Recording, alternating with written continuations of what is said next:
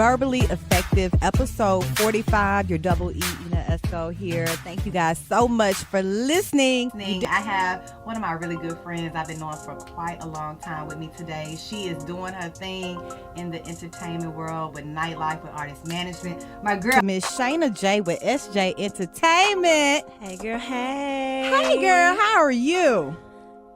Blessed and highly favored. You're blessed and highly favored. Now, you know, you're looking good, but usually, you know, when I see you at Love, you glammed. I'm on 100. Glam. Yeah. Today is a normal day. This is real regular. I got my glasses on. I feel like the Clark Kent, you know. Yes. Is it Clark Keisha? Okay. Yeah, and then Superwoman. I had to, you know, be the I'm ready girl. Okay, because you post that picture on Monday with I'm ready. You are glammed head to toe, baby. Yeah, but people don't even know how much of a nerd I am. You a nerd. So goofy. It takes like 45 shots for me to get the perfect one to post. I understand that. It's so crazy. Yeah, you know how us women are with picking the right picture. A million. If people look through our phones right now, they're going to see too many of the same picture. Right, because I'm like, I don't like that angle. Or no, my afro puff at that time wasn't flared up enough, you know. And you know what? I love the fact that you have embraced your natural hair. Because it looks really good on you. Yes. I'm trying not to embrace a razor, you know. What? You ready? Yes. Oh, my. Okay, Shana, let's start from the beginning with actually where you're from. Because I want to say, I always thought you were from somewhere else other than Memphis, but you're from Memphis. Yes, I am. Let's see. Walker Homes, Westwood, and Whitehaven. Yep. Wow. So, us going to Lemoyne, you were at home. Pretty much. Yeah. Lemoyne on.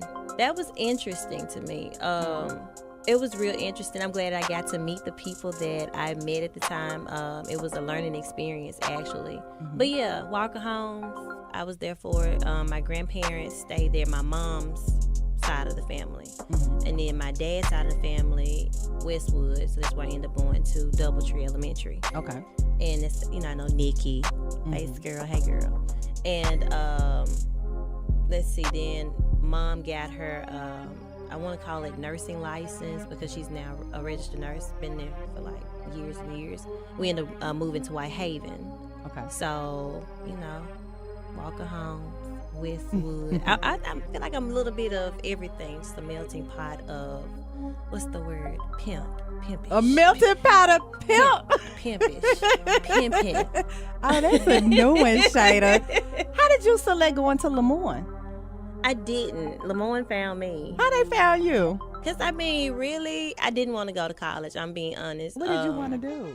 I wanted to work. Mm-hmm. I like money. Mm-hmm. So it was kind of like, I started working at 14. Mm-hmm. Like, I lied. I'm like, I'm 15 and I need to get this money because I got things that I want to do. And my family was like, no, you got to go to Lemoyne because we went to Lemoyne. Oh, it's in your family. Like, and then it was like I had to pledge AKA or I wasn't going to be able to come home. Oh, and I was just like, but I'm me by me though. Right. You know, so college was interesting. I can say that it wasn't a waste of time. I learned a lot. I really did. And I love my magician. I do too. I didn't see you at homecoming though. Because I was probably working. I think you were. Yeah. That was a busy weekend. I'm sure I had an event. Okay. Because I would have came. Because y'all had a ball. Girl. I saw some folks I ain't seen in years. I usually don't do homecoming, but I had so much fun. I promise. You would have been like, oh my God, I haven't seen you in years. Well, you know, black don't crack. Yes. I saw a lot of that. I said, okay then. We had a good time. Now, I want to jump into, I remember when I was hosting Playdate Memphis, and I hadn't seen you in a while, but you were there promoting your book. A Piece of My Heart. A Piece of My Heart. I bought your book. I was like, hey, Shana. And I was like, my girl is an author. How did you get into that? Well, as a child, my mom and dad went through a divorce. I wasn't the most vocal. I kind of like shut down. And so my mom was like, you got to communicate some kind of way and write your feelings down. So she introduced me to journal. So I write my feelings down, and then it just never got away from me as I got older, and then it just started rhyming and it started making sense. And I was like, maybe somebody else could feel this way. So I had a homegirl of mine. She was like, you need to publish. And I was like, and do what? And she was like, no, you really need to publish because this right here could actually help somebody.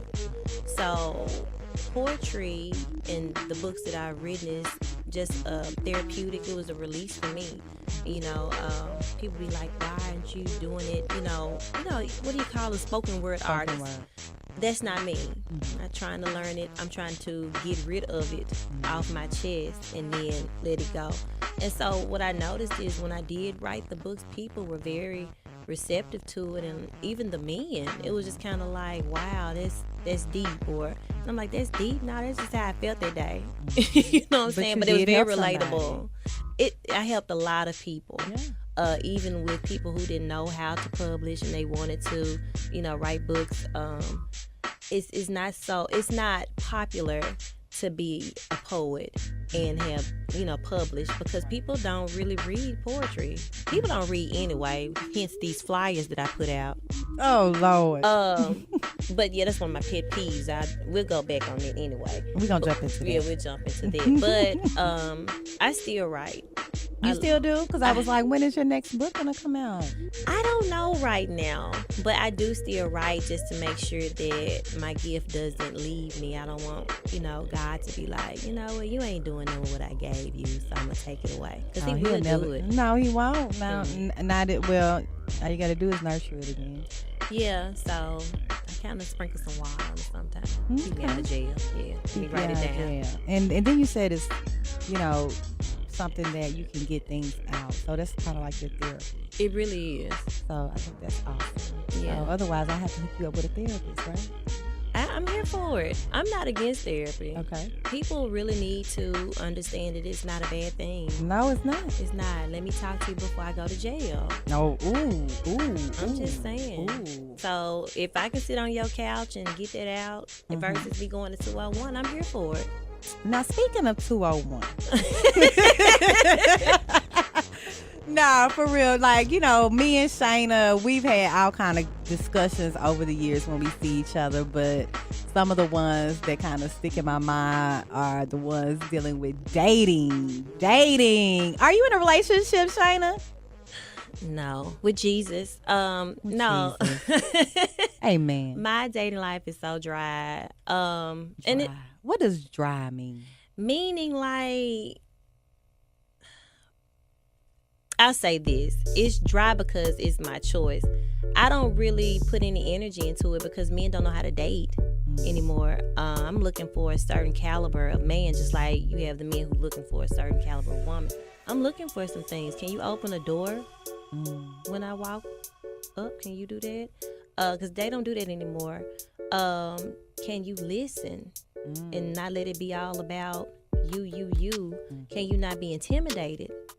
Because I do have a strong demeanor, but I don't mean no harm. It's just, I mean business. And so it's kind of like, take me as I am or don't take me at all. I just don't have time for bullshit, and it's just real talk. The dating game is not even really a dating game anymore. It's just that play. I always getting cold, so I need a boo. Oh, it's about to warm up, now I need to get a little. So that's for real when they post stuff like that? Yeah, boo season, applications, putting in the wrong ads, yeah. Oh. Okay, well, what about social media? How has that affected your dating life? It makes me, sometimes, honestly, it makes me look at people differently. Like, this is not the person that I know outside of Facebook or Instagram. Like, who is this? Like, no. Because I know you in real life. I mean, right. I mean, I've had a situation where I was dating a guy and he didn't live here. And he would always be like, why you post that? I mean, I'm in entertainment. This is what I do. Facebook, social media isn't real to me. You're not going to ever, you'll get my personality, but you're not going to ever know me through social media because I'm pretty private. I'm strategic and I let you know what I want you to know.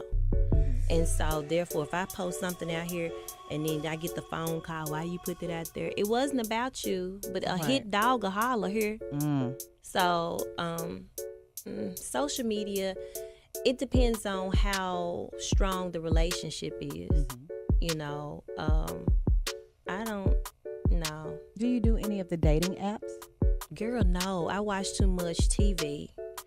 I saw Craigslist Killer. I saw that. You do watch a lot of TV. Yeah, no, thank you. Because I don't know if I'm being catfished. I ain't got time. People crazy. I'm okay. Well, you know, with you working in the entertainment business, I'm sure, you know, a lot of guys are at you. At me. Yeah, they are. I can say that in the most humble way. They are, but it's just kind of like, but for what? What's your intentions? What's your motive? I am very like on guard and high alert because I don't know what it is you want. Would you ever give a guy a chance that you meet at an event? Because, I mean, you know, you deal with a lot of different events in different capacities. At this point in my life, I would rather have a regular person. Yeah, because what's a regular person, Shana? Somebody who like clock in and shit, you know. A person that clock in could be at an event you're doing business at. It's just I'm listening. I don't want to meet. You want to be dry as fuck. Is that what you're saying? At you this wanna time, be. I just told you that being single right now and doing the dating game, it's my choice because I'm trying to be focused in other areas. Right now, ain't nothing wrong with that. You know what I'm saying? Right now, if it came, I wouldn't be opposed to it. But I'm not out here like, oh my God, where is my man? Where is my Boaz? Jesus. Thank you. Jesus. No. Well, and then you're a busy mother too. How old are your kids now? So I have a 14-year-old and I have a 17-year-old. And it's very interesting because, you know, my son is the baby and my daughter is the oldest. And so she's going to be going to college. And it's just interesting, like, especially with me and my daughter, our relationship, she's like, you're like a cool mom.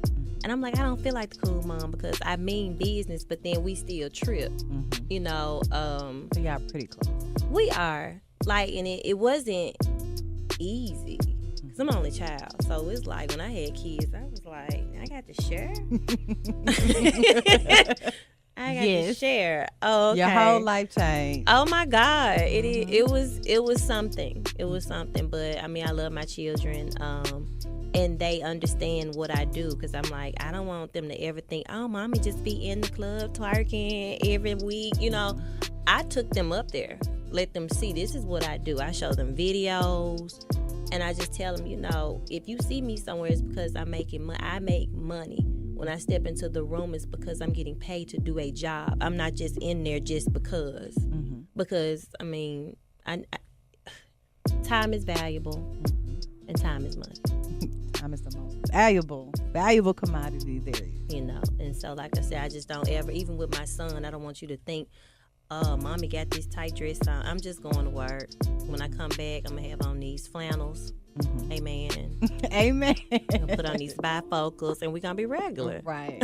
Right. Now, that's good that they understand because you have, Shana, I've seen you over the years build your brand, and I'm so proud of you, Shana. Thank you. Now, you have created SJay Entertainment, and tell everybody what SJay Entertainment is. Basically, it's for artist development. We have a lot of artists out here, just me dealing with what I do as far as the local artists and doing live music. When I do the auditioning, I noticed that you have the ability to sing, but you lack in other areas like showmanship, or you're not able to gauge the crowd, or you don't even know how to direct your band, or this ain't church. You know what I'm saying? It's very different from church. You got your amen corn at church and you can run a marathon up in there.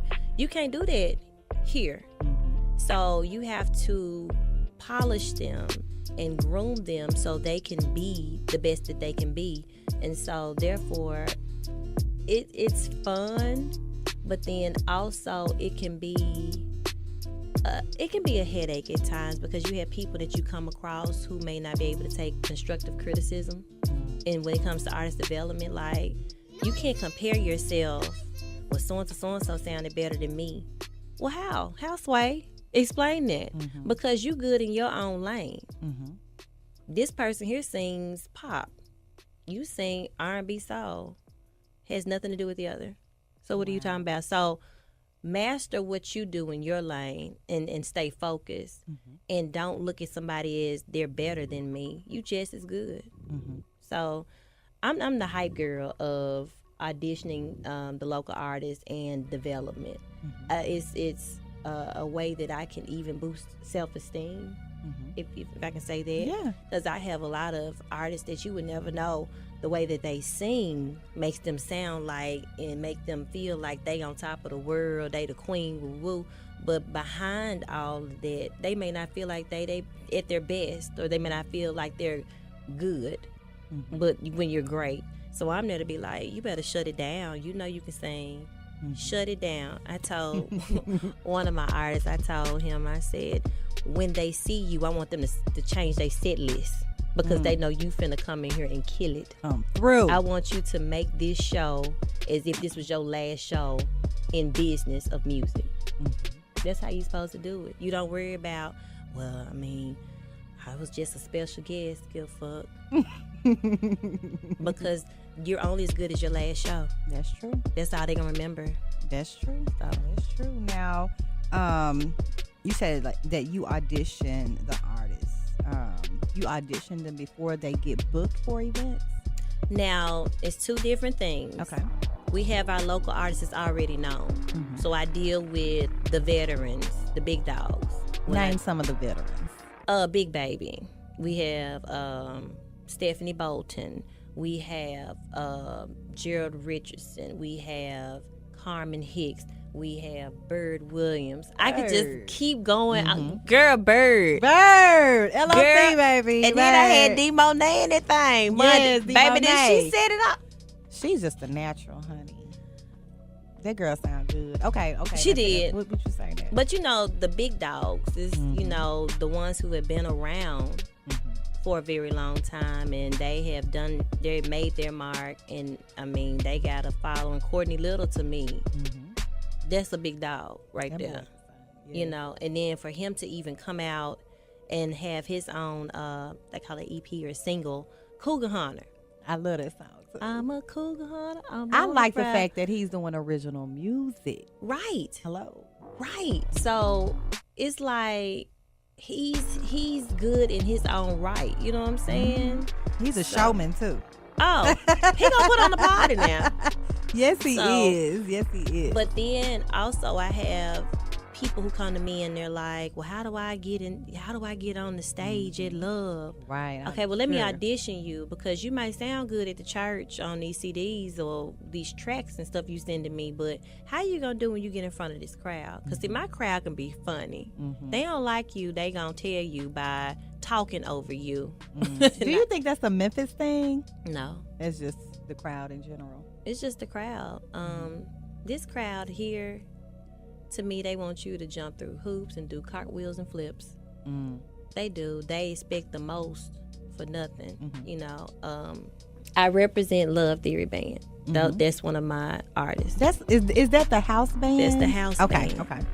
And it's kind of like, I get calls like for booking. Hey, I need a 4-piece band. 4-piece band means, let me tell you what a 4-piece is.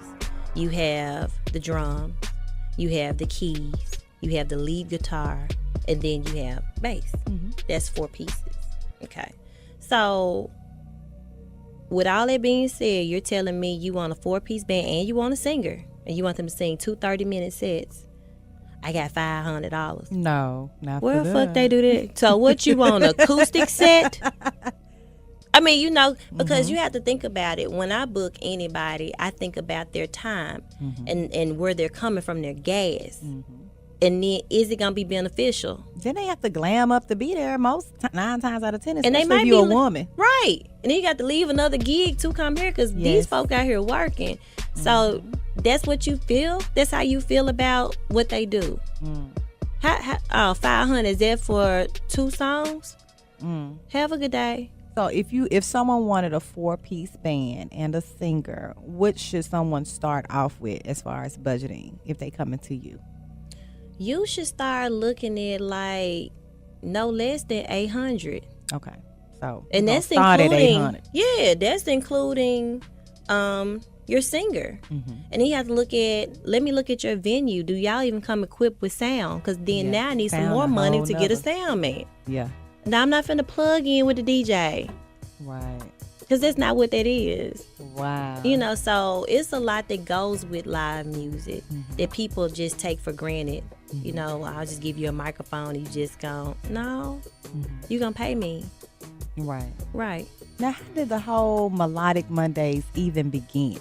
With, you working with Curtis and, doing it at Love? Because it started before Curtis, It was before right? Curtis, too. But, I mean, I give all props to Curtis. Like, Curtis believed in me when nobody else did. He took me in, and I appreciate him for that. Can't nobody tell me nothing about Curtis Gibbons. You come to me, okay, whatever. Because I know who he is and what he is to me and how he treated me, and it made me feel accepted because I'm the only girl. So, anywho, girl, I was writing books, doing book signings, and somebody said, well, you ought to do something else that you love. You ought to promote something. I'm like, promoter? I just write books. And I put my little book signings together. No, you need to put something else together. So, because I come from music, live music basically, it was kind of like, well, that's what I want to do. So got with Carmen Hicks. She had a band because I didn't know nothing about it. I just knew this is what I want to put together and put on the flyer, and bam, y'all come. Did that at a place called 300 South Main. Started there, and then it didn't end on a good note with the actual person that owned that building. He started seeing things like, oh, she's getting sponsors now, so now I want you to pay me this amount. And I'm looking like it's the third show, sir. I don't even know what you're talking about right now. So he ended up canceling on the same day that I promoted it. It hurt my feelings so bad. So we got back to Curtis, and Curtis was like, well, now she can have it at Silver Spoon. Girl, when I say we had some memories up in Silver Spoon, Melodic Mondays, every fourth Monday, I was doing it once a month. And I would bring in Carmen Hicks, and then we started getting other artists to be involved, because I had a small budget. Like, I was actually at one point in time working to pay for Melodic Mondays out of my pocket, on top of my bills, on top of my children. So it was a sacrifice, but it was worth it. So then Curtis opened Love. Oh my God. And it was like something out of Vegas. It was like, oh my God, it was so inviting. And so then it was like, oh, you can have this here. So we did that Melodic Monday there one time. Well, it was 2 times maybe. And then it ended up being now every Monday we want live music. So it made me put on my thinking cap. I had to get involved with other artists to see, because it's all about followings too. Because it's kind of like you get into a venue for free, but people have to get paid. Right. You know what I'm saying? So let me make sure that this person has enough people that's going to come to see them, that's going to actually patronize the business on top of enjoying the sound that you're getting. So I have no regrets. Would I do it again? I would, because it's really fun, but it's hard too, because it's just challenging. Like, I really have to think through, well, what should I do now to make my brand different or stand out? Because everybody's doing live music now. It's everywhere. But what makes mine, what is the word, alluring, or make somebody want to keep coming back on a Monday? So what would you say it is about your brand that's very alluring? I actually pray over my brand. Oh, hallelujah. And I'm being honest. You got to, though. Because I didn't know what I was doing. But look, how long have you been doing this, Shana? 5 years now. Okay. I thought you would have said longer than that, though. It seems like it's been longer than that. I just been around. But it's just doing this, it's 5 years, it's a long time. and you have to keep coming up with different concepts. Like I did the all male review. It's not like it's never been done. I just put together a show that somebody would actually want to come to. You know, so I have to think about and then put it in my perspective. Would I get out my house and come on a Monday to this show? Right. Because I got to be there. Right. So so it's kind of like, if I put so and so on, do I want to be there? I have to think about my band members. Are y'all gonna be excited about playing behind these people? You know, I put everybody into perspective. If I bring this person, is the crowd gonna do right by tipping my bartenders and being there for my girls that's the service? Are y'all gonna treat them right? Are you gonna stick and stay? My DJ, I got to have the best DJ, you know, because a DJ actually sets the tone. And he can kill or uplift whatever you doing. So at one point I had DJ Lynn. Hey, DJ Lynn. I remember Lynn. He's in Abu Dhabi now. Yeah, he out there. In Dubai. I said Abu Dhabi. Is it the same thing? I don't know what. Hey, he ain't here. He is living his best life out there. Yes. And so when he left, then I was like, "Come on, Houston." So Houston's the house DJ on Mondays. Yeah, I didn't know that. I'm like, that's boo. Hey, oh, you know, I love Houston is legendary. He is a gift. Do you hear me? I already know. And he knows how to gauge a crowd, and he knows how to get the people out their seat. You know, he listens to the radio. That's something that you got to do. You can't just have the same set list of music. I should know what you about to play next. Now, you know, Swag Surf, I think that's our national anthem, you know. You gotta throw that. Got to do that. Got to have the trap music, you know, throw that ass. I got to hear that. In a circus. Yes, I'm here. That's that D&D stuff. Yeah. But with Houston, like, he really brings a good vibe to Melodic One. He sets the tone as well. Consistency is another thing. Being consistent. I know you know all about being consistent, because it's a lot of times you may do something. Let's say you try it out. Even when you first started on 300 Main Street, you could have gave up, but you didn't. I wanted to. But you did. But I didn't. And it's because I had the type of people behind me pushing me. Because I'd be crying. I'd be like, this ain't worth it. Like, because I mean, look at, we got 3 people here, and that's probably including the band too. You know what I'm saying? But I had to be taught that this is bigger than me. And it helps people. Like, I can tell you the artists have come to me and been like, because I sang on your platform, or because I sang Get Love, I got this gig here. Right. I got seen by somebody. And it's a lot of people who do come there to see the talent. And they're like, okay, well, we want something fresh and new. Who is this, Shana? Okay, this so-and-so. Go on over there. Okay. Oh, Shana, I'm so proud of you, girl. Now, if somebody, an artist, wanted to be under your umbrella and wanted to sing at Melodic Mondays or get booked for any event that you're headlining, you know, how can they get in touch with you? Well, I have it all over social media. You can Google me. But basically, you can just call my number. It's 901-356-3566. I have a website as well. But basically, because, like, I haven't done an audition anymore because I'm so booked and just busy. Especially around the holidays. Especially right now. So I said I was going to do an audition in January. Just start fresh and then be more attentive to who's coming through and who do I want to take time out. You have to really stand out for me to actually give you my time. Because my time is valuable. I could be at the house. Polishing my toes. Whatever it may be. But that's my time.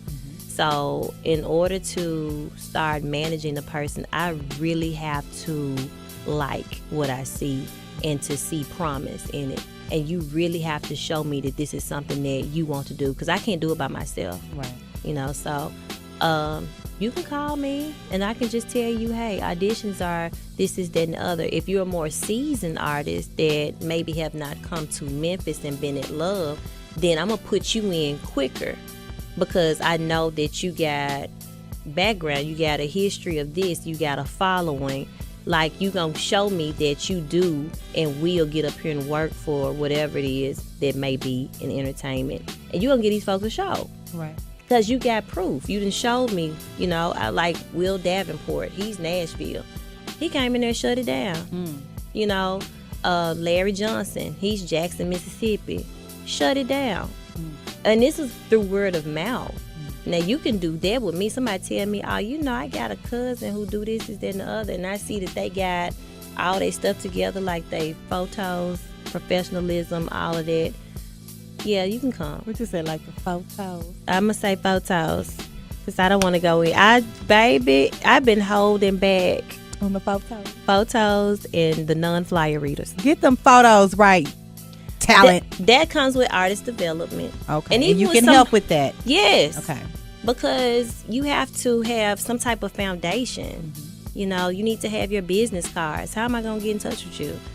Who are you? Oh, check me out on Facebook, social media. I'm everywhere. I got a website. Professional pictures, though. I can't, that's a pet peeve of mine with all the artists, even the veterans. I can't promote you and you sending me this picture and you in the bathroom. Lord. Shit all on the floor. Oh, no. What am I supposed to do with that? Oh, my God. I'm just saying. They want you to put that on the flyer for Melodic Monday. Girl, stop. You on a cruise ship and one of the little, No. Get out of here. What am I supposed to do with this? So it's so easy to do with these cameras that we have now with these cell phones. So easy to get up behind a wall like this right here, take you a picture. Boom, boom. Well, that's where you come in. You got to get them right, Shana. I do, and I be trying not to fuss. And then when it comes to my following, I just be like, who gonna be in love? And I be looking like, nah, I know. I done posted this flyer 25,000 times because that's what I'm known for doing. And you mean tell me you don't know where it's gonna be at? What time? Is it free? Have a good day. Those are the basics. Yes, just no response because you need to read. Yeah. Well, Shana J, I am so proud of you, Thank you, I'm so glad you stopped by the podcast. We've been talking about this for a few months. I said, let me get her in at the right time, baby. I'm here for it. Yes, close to the holidays. You was doing big things. Thank you. I'm trying. You know how you mentioned prayer? Yes. Gotta stay prayed. Don't it work? Yes, it does. It does. Keep us sane. It really does. It really does. Thank you so much, Shana J, for being my guest for episode 45 of Verbally Offended. Thank you, Shana. Please hang up and try again.